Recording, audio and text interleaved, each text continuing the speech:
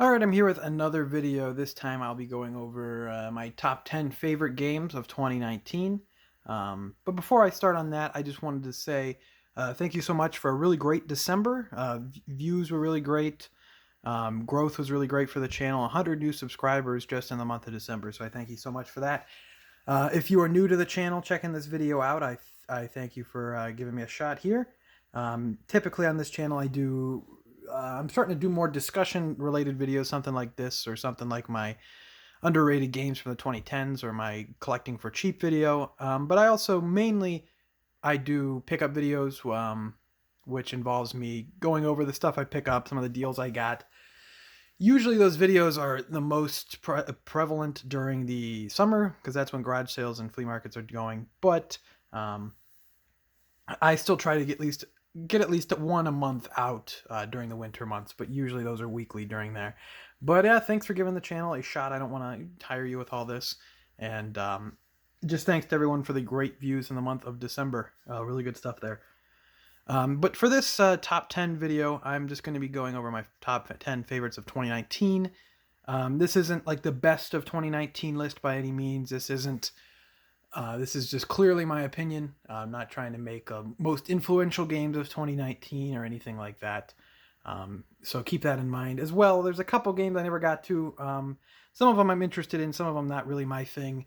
A couple I just didn't get to for 2019, so they won't be on this list. I didn't play like Sekiro. I've never been too into the Souls-like games.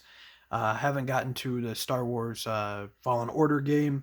It's on my list though, but I have not played it yet. Didn't play like the Outer Worlds or Control. I know Control. Got some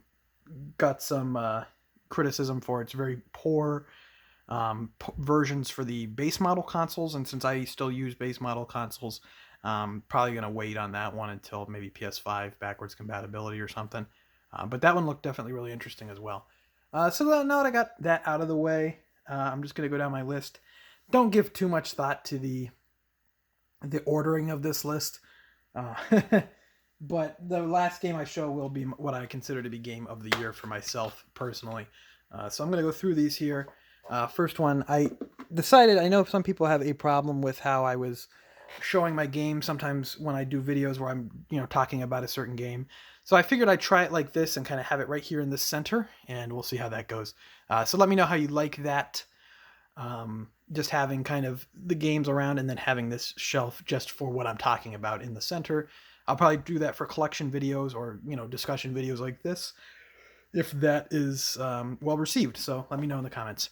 But yeah, this is Ukulele in the Impossible Lair. This is a 2D platformer by the guys at Platonic, who is mostly a team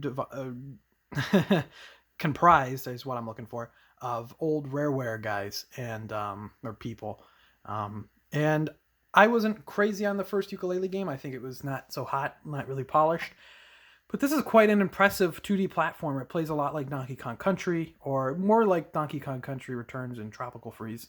And it's really good. It's also on Switch and Xbox One and PC, so I just played on PS4. I kind of just prefer to play it over there. But I was really, really happily surprised by it. I think you should give it a shot if you like 2D platformers. Even if you didn't like the original Ukulele, which I really didn't, this is still a good... I think it's on sale a lot right now, so maybe give it a shot there. But this is still a solid platformer that I would definitely put on your radar. And then, just so everyone knows, I'm not going to go into super in-depth review. I'm not going to give a 10-minute IGN review about why you should play this. Just a quick overview, some thoughts I have on it, maybe some positives, some negatives, and just overall opinions, as well as maybe, why you should check it out if you've not heard of the game or not played it or anything like that. That's all. I'm not going to go, and this game is an 8.7 game. Yeah, there's no point in that. But next up here is Astral Chain. Not one I finished yet, unfortunately. I got pulled away from it, but I'm very eager to go back to it. Astral Chain is developed by Platinum Games, who's kind of making a comeback, or not a comeback, I guess, kind of really making a name for themselves in the character action genre. And they have 3 different studios currently making Bayonetta 3 and Babylon's Fall and all that. And I really feel like they're starting to distinguish their games from one another as well. with their action games, because I feel that like Astral Chain here takes elements from their other games. It takes elements from like Nier Automata with kind of the minute to moment gameplay, and it takes elements from like Bayonetta. But I think it's completely different from those games. I really like that they're not just making the same game with a different skin for a different company. They're really diversifying their output and what kind of games they're making. But this game's really cool. I should get into that. You play as like a cop in like this cyberpunk world. You have this like, I don't even know how to describe it. It's kind of like, it's like chained to you. It's your astral chain type character. I don't remember what they called it. But yeah, really, really, really cool. You control that as well, and you do combos and all that with that character alongside of you. And really, really interesting, really, really fun combat. I really, really liked the combat. And I wish I could remember what they called those stupid things. Probably says on the back of the box, but I'm not going to pick it up for that. But in short, really solid action game. Probably the best looking game on the Switch. Switch obviously not known for its graphical powers, but probably the best looking game on the Switch, I would say. And just a good time all around. Platinum's really very talented team. They make the best action games. Another action game, honorable mention, Devil May Cry 5, which I played for a little bit. Pretty solid action game. Haven't finished it yet, but pretty solid action game. Next up, another Switch game. Luigis Mansion 3. Really, really impressed with this one. Develop my Next Level Games, which I believe are up in... I know they're in Canada. I can't remember where they are. Vancouver, I think. And yeah, they developed the Punch-Out for the Wii. They developed Luigi's Mansion, Dark Moon, Mario Strikers, the soccer one. And this one's really good. I know a lot of people didn't like Dark Moon, and I liked it. I didn't love the kind of broken up nature of that game where you're trying to explore and then, the mission's over. So you have to get zapped back and start over with everything. This goes more of like the original Luigi's Mansion, but a lot bigger. It feels a lot more like that. The environments are all really fun and creative. I know it takes place in a hotel, and not all the environments quite make sense. I don't know why there's a floor that's like the Egyptian pyramids and why there's a floor that's like a pirate ship, but really clever design for the areas. Really, really great animation. It's another really great looking Switch game. I really feel like they're starting to get the graphical power out of the system now. Animations are great. Like Luigi has so much character with all his reactions to different things that pop up around him, and how he gets scared or startled. Really done that way. I really enjoyed it. I think it's a ton of fun and definitely worth a look. Next up then, we have here a remake. I'm not going to be the one to say that remakes or remasters are not eligible for top 10. I think they perfectly are if they're, I wouldn't say that something like if they put out an HD remake, like how they put out an HD remake of like Devil May Cry this year on Switch, I wouldn't say that would be eligible. But if they do, considerable upgrades and put it into a new package, I think it definitely is. And Link's Awakening definitely is that. Link's Awakening is a remake of the original Game Boy Classic, which I believe turns 30 this year, or maybe next year. And I've never actually really, the game's a little older than me, so I've never actually played it in its entirety. I'm not a huge, original Game Boy fan. Obviously, I'm a big retro collector, but if I'm going to go back and play retro games, Game Boy is not really a spot for me. So I've always kind of just overlooked it. But, playing it on the Switch, this remasters, it's really solid game. I'm more of a 3D Zelda guy than 2D Zelda guy, but I really, really had a blast with this one. I just think the world it creates is fun. It's interesting. It's cool to explore. The dungeons are fun for the most part. One of them was a pain. I don't remember. I'm trying to think what it was. I don't remember what it was called, but it was, I think the second to last one, maybe third to last one was a pain. The one you have to throw the rock and, destroy the pillars and everything and then fall. I didn't really like that one, but other than that, I think it was a great time. I love the art style. It has that kind of almost like a toy aesthetic, but in motion it looks really nice and the whole world looks great. I don't know. I think it's superb and a great top-down Zelda experience. It has some tech problems. Doesn't run very well sometimes, especially if there's like a lot of grass on the screen. There's a lot of like the frame rate starts chugging, which I don't Don't know what's up with that. I know it's developed by Grezzo, who did the Ocarina of Time and Majora's Mask 3D, as well as Luigi's Mansion on 3DS, and Ever Oasis, which was their own IP. And they did this here, and I think they did a good job, besides those tech issues. That chugging's kind of unacceptable. I don't know why, because it's not like it's the most demanding game by any means. But other than that, I think it's a great Zelda experience. Highly recommended.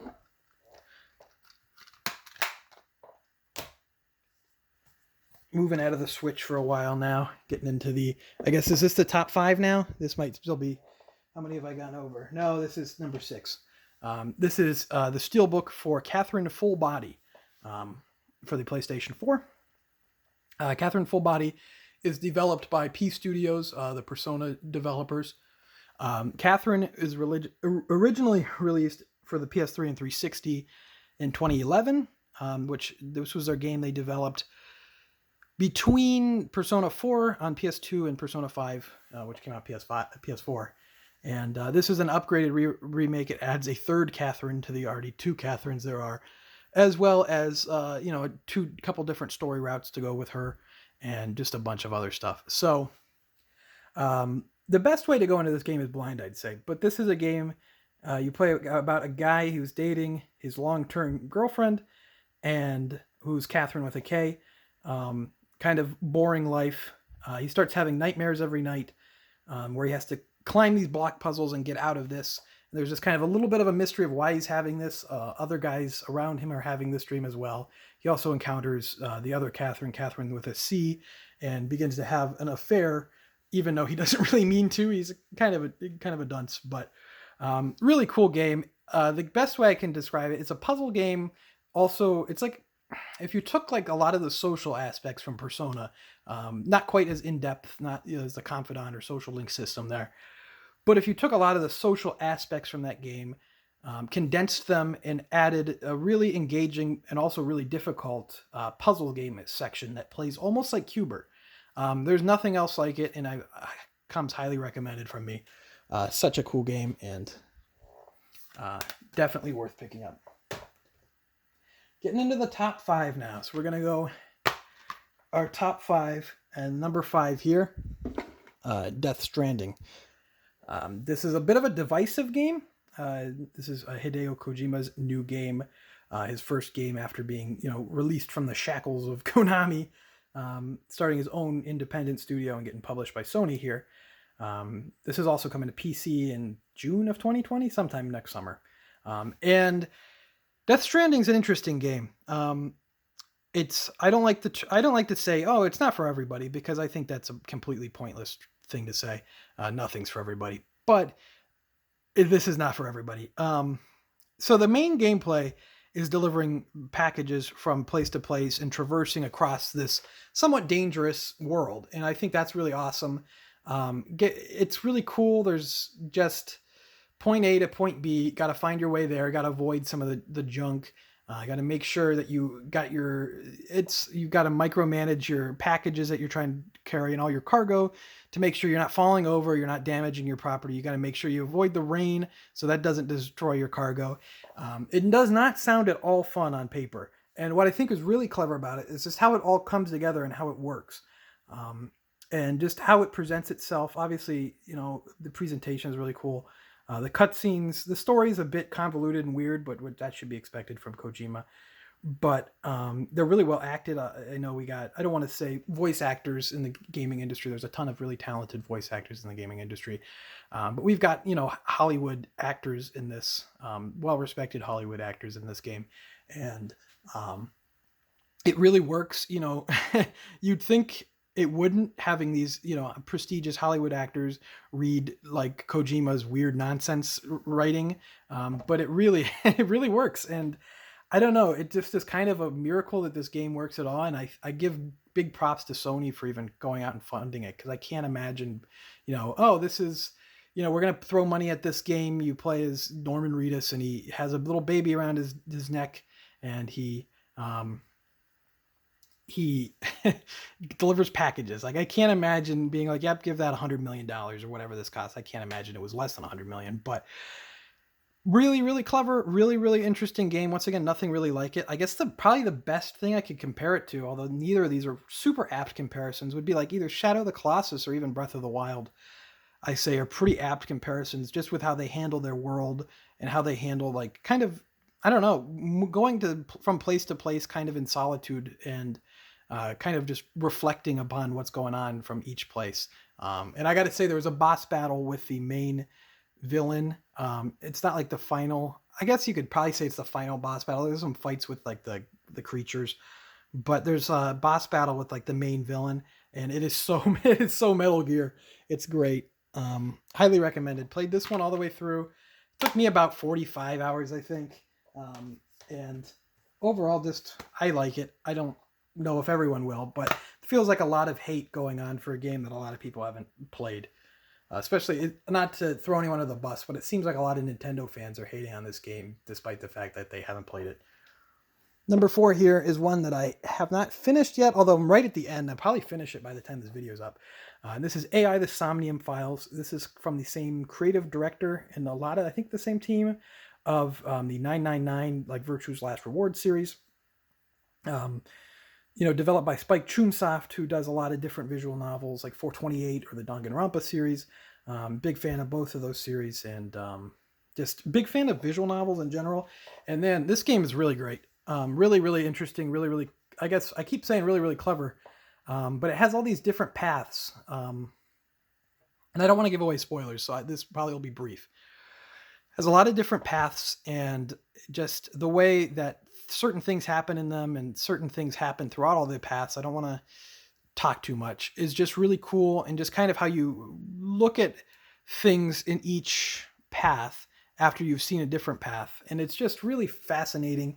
Well acted, I'd say. Well written. I know a lot of visual novels have kind of clunky dialogue, and this game just works. I think not anything super weird going on there with that. And I don't know. I just think it's really, really interesting game. And it kind of brings me back to those DS visual novel games. This feels like, and I don't mean that in a bad way. I mean that in the best way possible.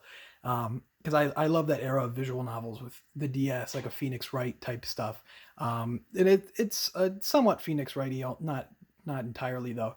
But it's just really, really great. I think it's awesome. And I think it is like an evolution of these great visual novels. And definitely if you like Danganronpa, or if you like Phoenix Wright, or if you like really any visual novel, I think this is highly, highly recommended from me.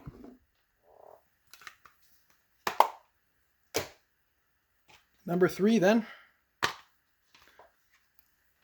is Sega's Judgement. And I had just an absolute blast going through this game. One of the best gameplay experiences I've had all year. This is a new IP, somewhat. I say that with an asterisk. This is developed by the Yakuza team, and it takes place in the same world as the Yakuza. It even takes place in the same city as the Yakuza games. It runs on the Dragon engine, which is the engine that Yakuza Kiwami 2 and Yakuza 6 ran on. And but it has a different all new different cast of characters, all that, and it's really, really great. I think the story is a huge jump up from Yakuza games. It's actually very engaging story, while also being really, it does that Yakuza thing perfectly, where Yakuza stories are both incredibly dramatic, almost melodramatic, while also being incredibly goofy and fun. And it does that really well, while also telling a story I think is worth telling, and really, really intriguing. Once again, really well acted. So really impressive. It has that awesome gameplay loop. I love that Yakuza gameplay loop of just, building up experience points, going out, doing the missions, doing the sub-stories. Sub-stories in this, of course, great, and that's a big part of the Yakuza series. Really awesome. If you've never played the Yakuza series, you don't need to play those to play this. This is probably the best jumping on point.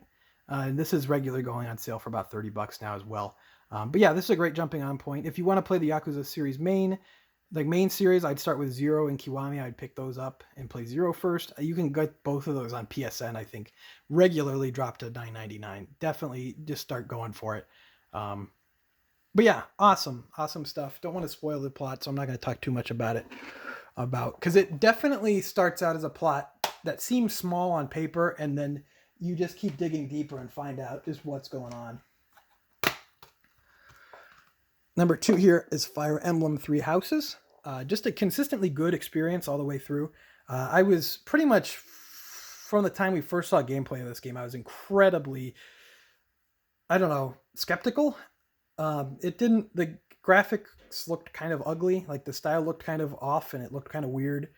I don't know, just something about it kind of made me think, oh, maybe this isn't going to be so great. But actually jumping into it and playing it was awesome. It's a great strategy RPG. It's a great Fire Emblem game.